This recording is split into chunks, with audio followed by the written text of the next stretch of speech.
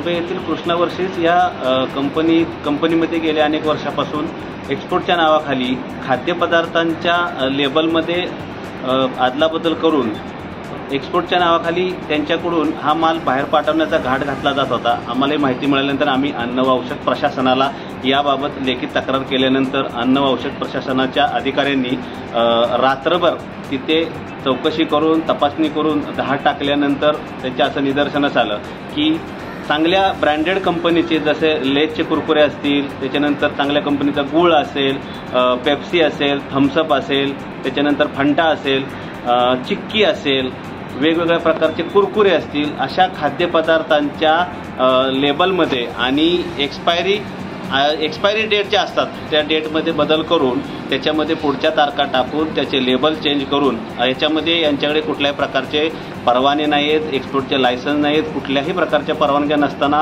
राजरोसपणे हे काम चालू होतं।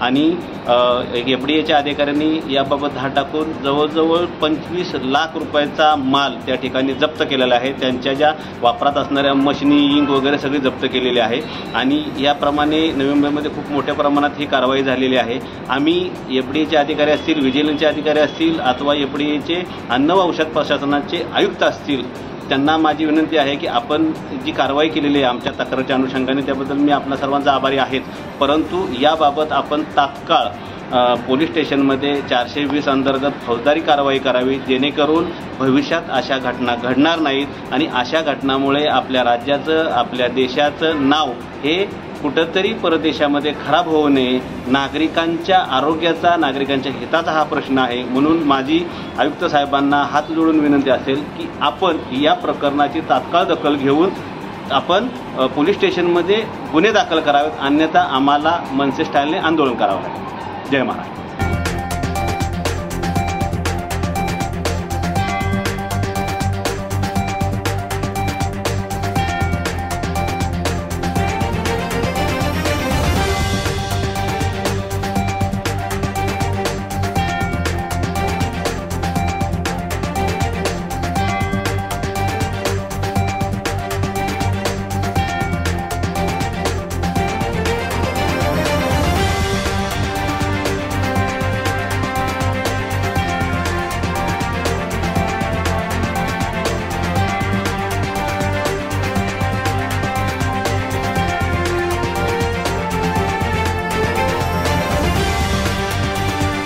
ताज्या घडामोडी पाहण्यासाठी APMC न्यूजला सबस्क्राइब करा आणि बेल आयकॉनवर प्रेस करा।